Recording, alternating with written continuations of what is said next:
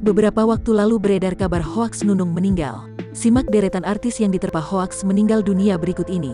Hal itu karena sebuah kanal YouTube tampak mengunggah video tinggal kenangan. Selamat jalan Nunung, Sri Mulat, karyamu akan selalu dikenang, pada tanggal 22 Juni tahun 2021. Bahkan video tersebut sudah ditonton oleh jutaan orang.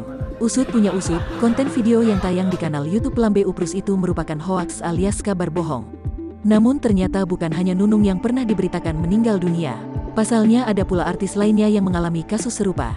Berikut deretan artis yang diterpa hoaks meninggal dunia di media sosial. Publik sempat dihebohkan dengan sebuah postingan Facebook dan TikTok yang mengatakan bahwa Wendy Cagur meninggal dunia.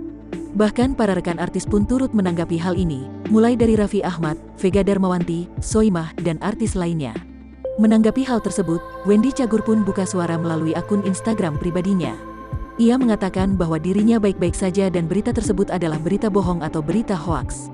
Hal serupa juga sempat dialami oleh penyanyi Anang Hermansyah. Menanggapi kabar tersebut, Aurel melampiaskan emosinya dengan mengunggah tangkapan layar dari berita hoaks yang menimpa ayahnya. Kini kabar hoaks terkait artis yang meninggal dunia menghinggapi komedian Nunung Sri Mulat, bahkan kabar tersebut telah beredar luas di media sosial. Pasalnya, sebuah kanal YouTube mengunggah konten video yang berjudul "Tinggal Kenangan". Selamat jalan Nunung, Sri Mulat, karyamu akan selalu dikenang, pada tanggal 22 Juni tahun 2021. Tayangan tersebut juga sudah ditonton lebih dari 2 juta kali. Saat dilakukan penelusuran mendalam, rupanya konten tersebut merupakan kabar bohong.